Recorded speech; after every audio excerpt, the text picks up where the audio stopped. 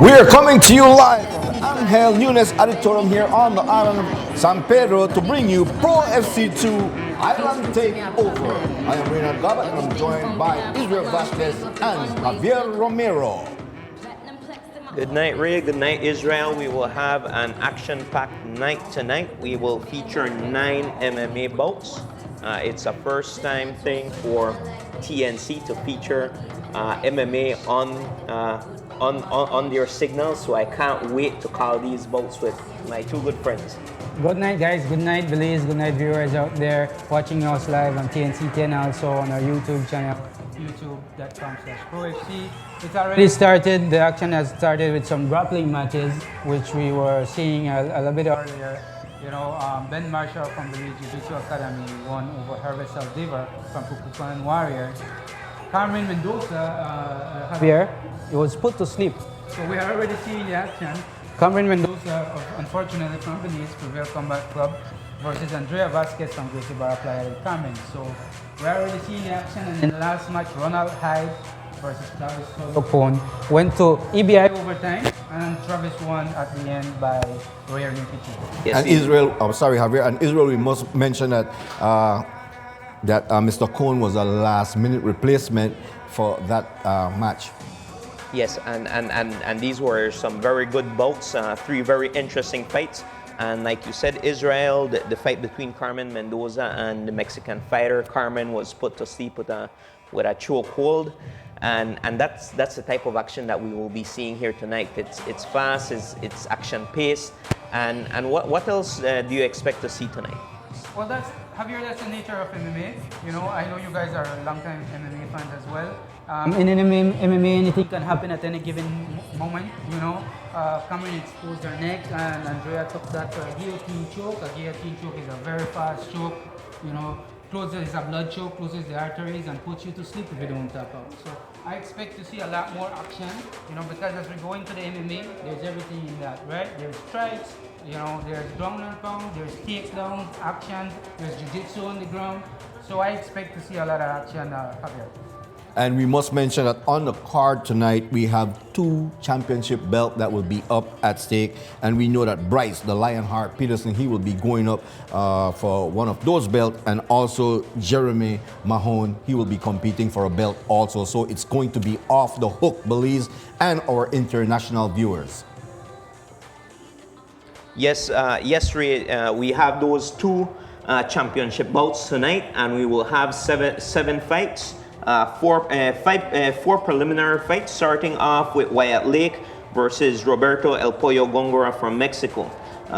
Wyatt Lake is fighting from Dawson Spitfighters. Israel, could you tell us a bit more about Wyatt Lake? Wyatt Lake is a very interesting fighter. You know, he came to us, he saw the fights in Orange Walk, and he said, you know what, I want to try this, I want to do this. I'm from San Pedro, put me on the San Pedro card. You know, he's only 15 years old, and it shows a lot of commitment from these young guys to go out there and put their name on the line, right? So, I mean, we're giving a platform for these youths to go out there and do their thing, right? So I know he has been training hard, and we're looking forward to a good match with Wyatt and Roberto. Now let's talk a little bit about the history of MMA. You know, MMA fighters, they're trained in the arts of wrestling, boxing, jiu-jitsu, and kickboxing. And so that is what we'll be seeing tonight in the cage. That's right. So MMA, mixed martial arts, is a combination of all the arts. You know, there's grappling, there's jiu-jitsu, there's kickboxing. And you have to have the right conditioning, Javier, to put together a good match for the people. Yes, that's one of the more important, or probably the most important factor when it comes to fighting, in which at this level you have people that are very disciplined. So what sets them apart is the ability to have that conditioning to go into those later rounds. Right. And the mixed martial arts have been around since the 1980s, and you know what? This sport have just skyrocketed. It has just taken off, Israel. That's right. So, you know, it's the second fastest growing sport in the world, second only after rugby. You know, the UFC is the premier promotion. In Belize, you know, we are just getting started. It's a very young sport. You know, PROFC is setting the stage for bigger and better things to come with MMA in Belize.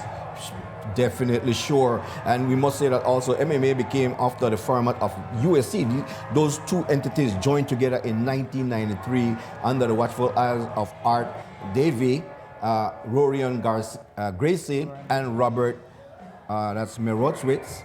And the headquarters of the USC is located in Las Vegas. And so That's right. So here we have, first up, coming out is Roberto El Pollo Gongora. Roberto El Pollo Gongora is his second time in Belize. His first time was in January. He fought at the MMA Events Inc. Showdown, where he fought another Mexican fighter, Ari Aguilar. Unfortunately, he lost, but he said he wants to come back. He wants to come back to Belize. He wants to come back to PROFC and put in a show, Javier. Yes, and that is one thing with fighters is that you have to show that willingness to learn from your setbacks, from your losses, and that makes you grow as a fighter. That gives you the necessary experience to make the adjustments to be able to succeed in this sport. And he comes in with an 0-1 record. He's only 16 years old, and he stands at 5 feet 5 inches. And so we'll be seeing something very exciting from El Pollo Gongora tonight.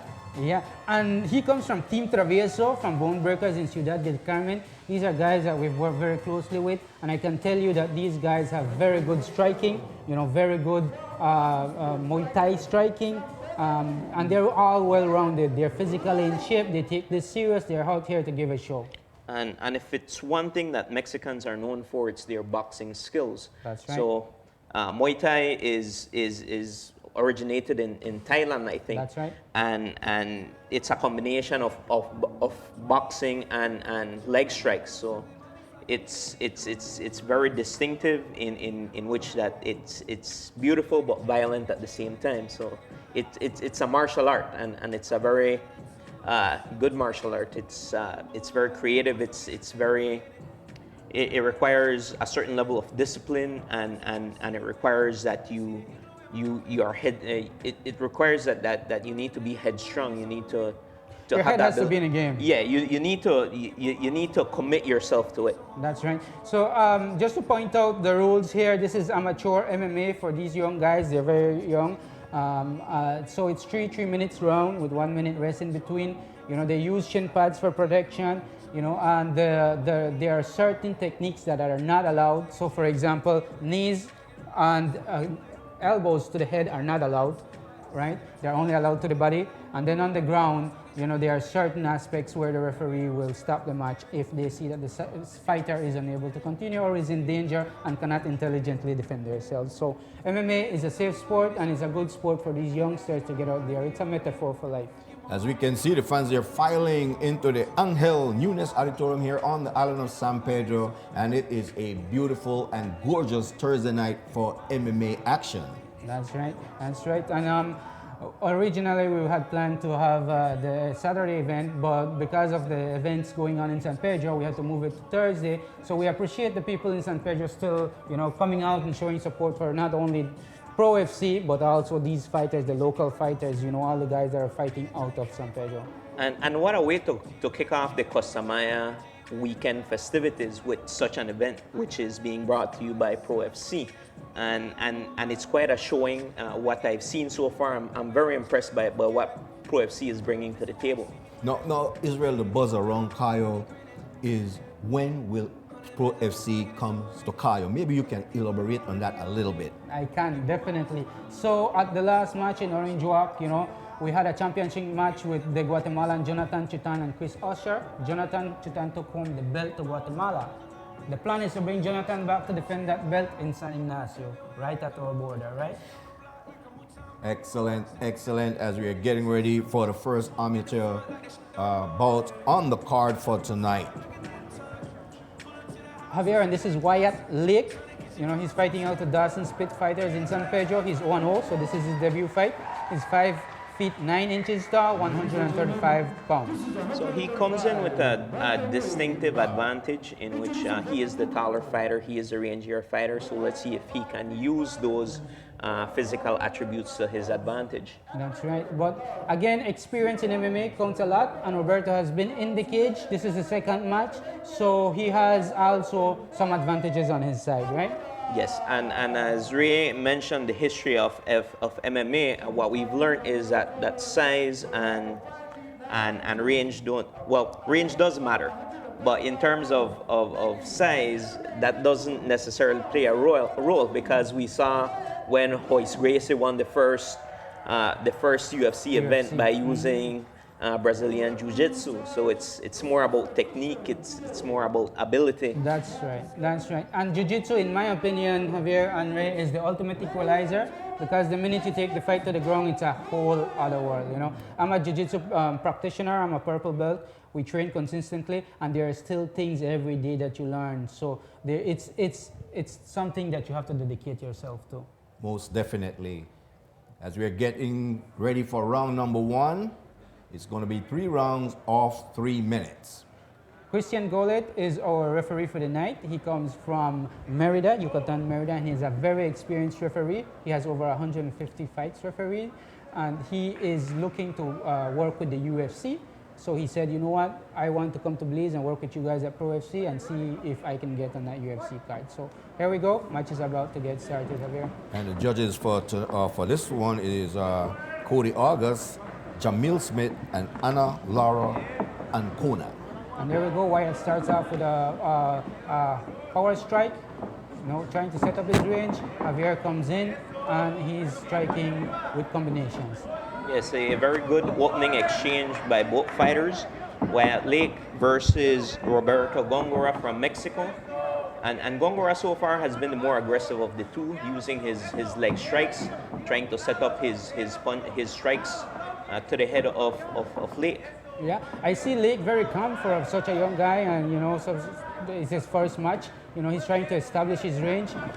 One thing that I noticed is he has his hands down, Javier. That's never a good sign. Yeah, that's quite a dangerous thing for any fighter, in which they leave their chin exposed, and that could set them up for either a kick to the head or a strike, either a hook or a right cross. All right, and there we saw he broke out of the clinch. He was able to get out of the clinch. Roberto was trying to take down, did not succeed because Wyatt was able to push him off and break the clinch.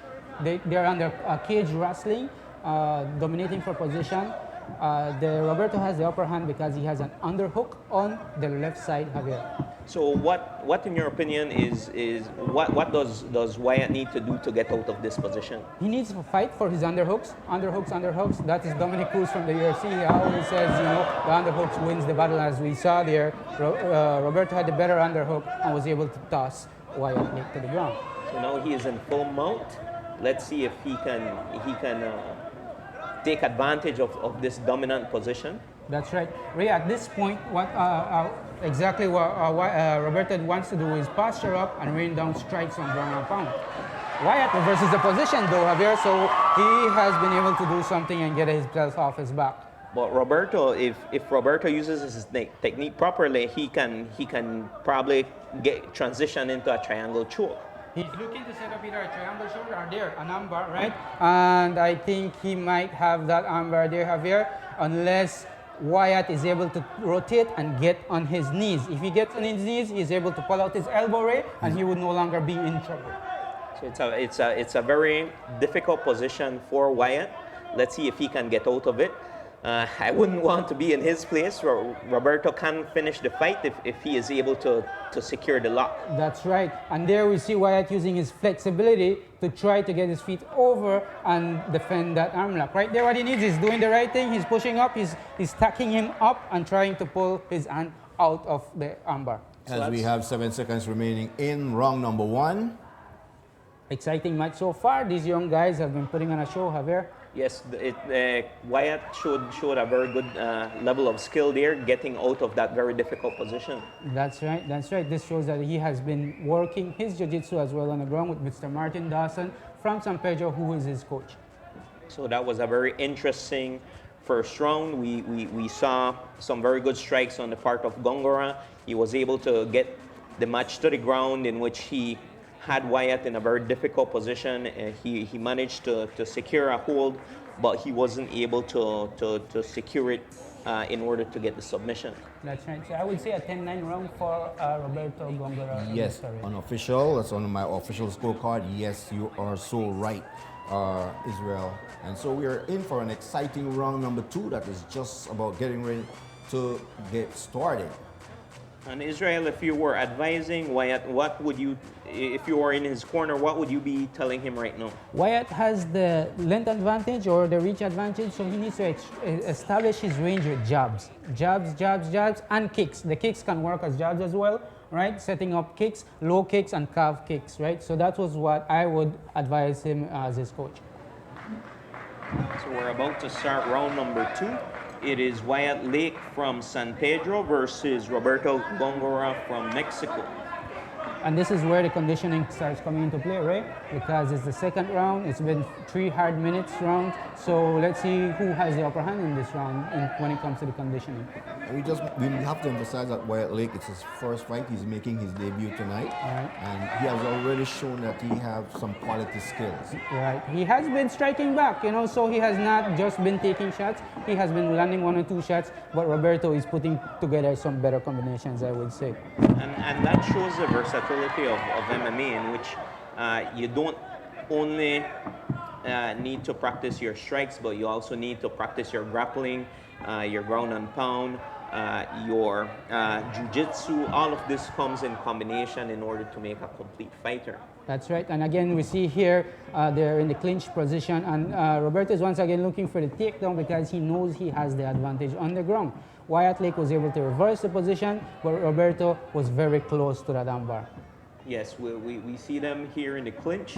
Roberto, I'm assuming that he's going to try to get a trip on Wyatt to bring him down to the ground. That's right. He's trying the same takedown that he did, a judo throw. There we go again. It's an ogoshi, and it's a hip throw. It's a major outer hip throw. But Wyatt is defending well because he has an underhook. It's a very low underhook. He needs to dig in deeper with that underhook, but he's defending, and there's exchanging knees to the body, Javier. Yes, Wyatt has he has landed some very good knees on Roberto, but Roberto is able to get the mount on Wyatt here. So another compromising position for Wyatt. Let's see if Roberto is able to take advantage of it. Wow, there we go again, Javier.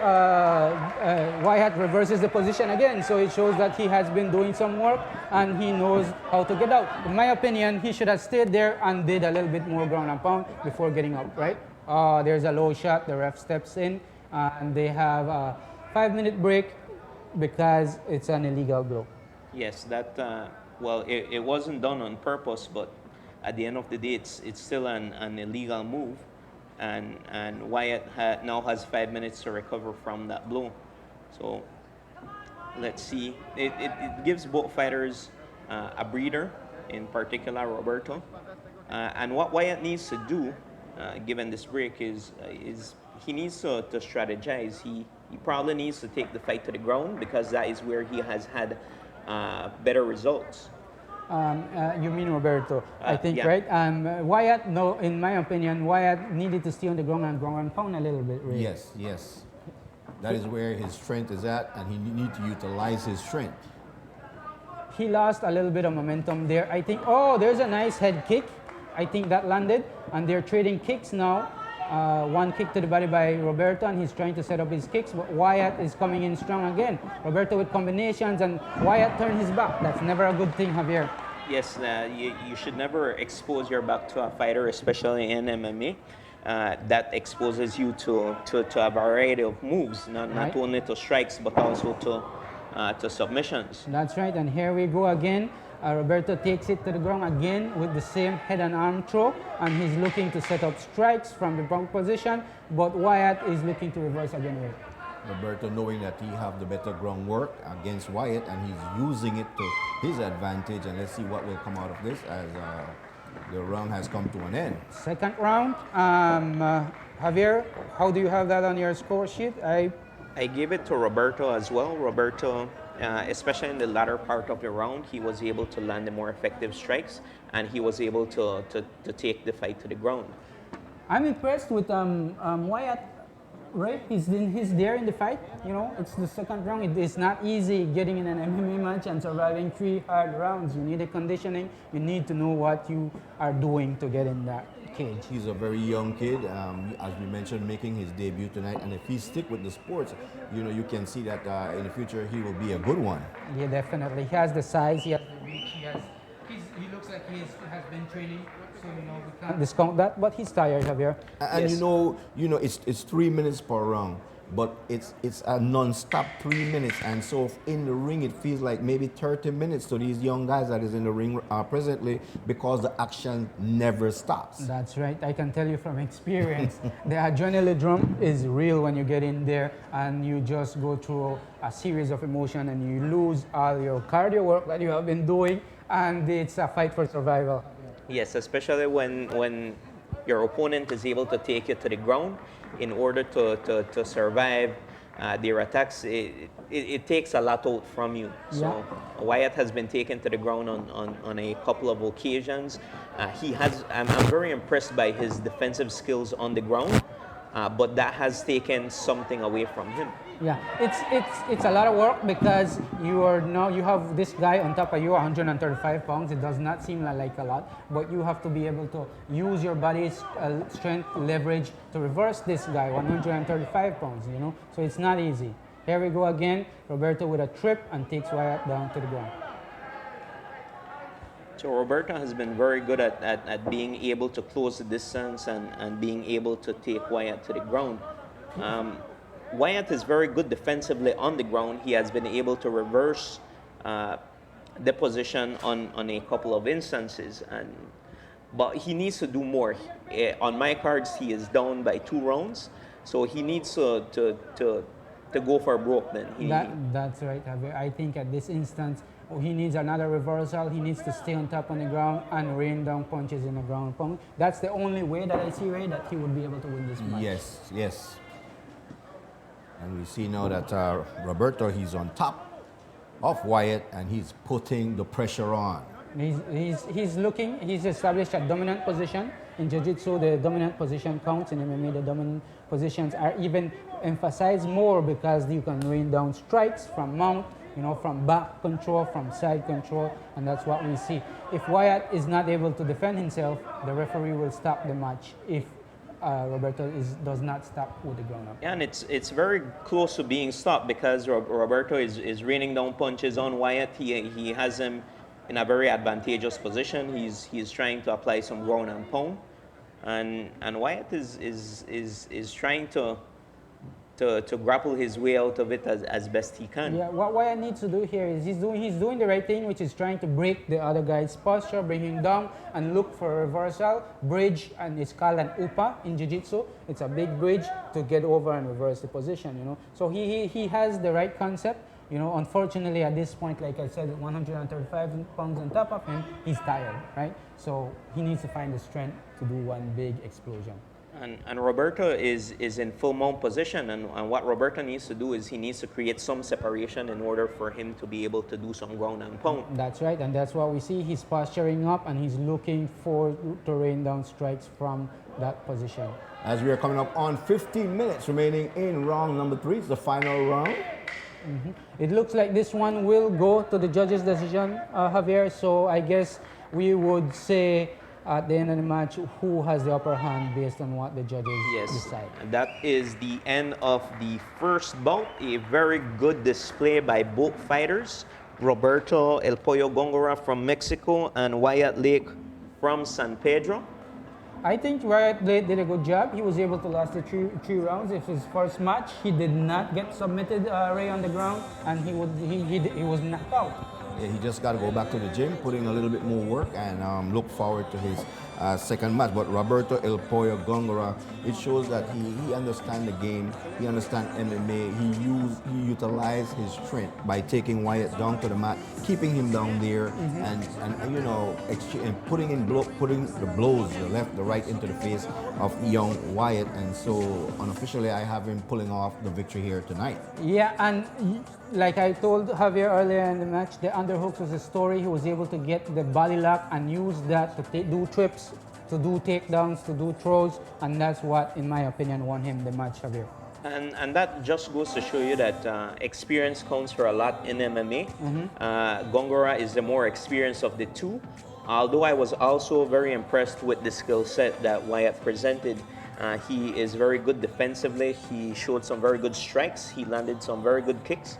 In particular, he landed a very vicious head kick. Maybe he needs to practice a little more his technique, but he's just 15 years old, so the sky's the limit for this young man. If he continues like this, we can pretty much see him becoming a professional in this sport. That's right, and that's the opportunity that we want to give these youngsters, because at 15 years old, I was not doing MMA, right? You know, I was out there playing around on the streets, you know. These guys are doing something productive, something constructive, and in a couple of years, like these guys could be pros. As we go to the ring announcer with the decision. 30 to 27, 30 to 25, all for the champion, Roberto El Pollo Gongora. So Mexican Roberto El Pollo Gongora pulling off the victory against Wyatt Lake. Javier, and then I guess that's how you had it on your official score sheet. I heard a couple 30-26 years, which is surprising, because that would mean that would be a 10-8 round, which means it's a very dominant round for the opponent. More than likely, it was that third round in which Gongora was able to take him down to the ground, and he was able to do some very good ground and pound. And he dominated that round. It's very likely that Wyatt ran out of gas in that third round, and Gongora was able to take advantage of that. That's right, and I think in that case, Javier, that played a big role right there. That played a very big role. Now let's talk a little bit about as we await the second bout for tonight, ways of how fighters can lose a fight. And you know, disqualification is failing to make the weight. That's very, very important, that if you don't make the weight, you can lose your match as easy as that. That's right. If you don't make the weight, then there are a couple of things that can happen. Your opponent can decide to still take the match, but you take 20% off the purse, or the opponent can say, you know what, I don't want to fight. You know, so that's things that happen in MMA and Jiu-Jitsu, and there are rules that govern the sport. Also, if given a 3 warning for illegal moves from the referee, that is one way also how you can lose your match. Right, that is correct. And let's talk a little bit about the judging criteria. You know, MMA is all about damage.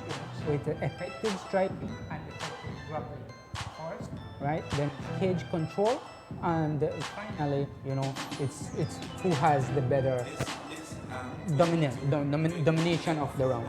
All right, what we'll need to do, we need to go to a break, and when we come back, we'll have Marvin Garcia going up against Angel Serrallo. We'll be back.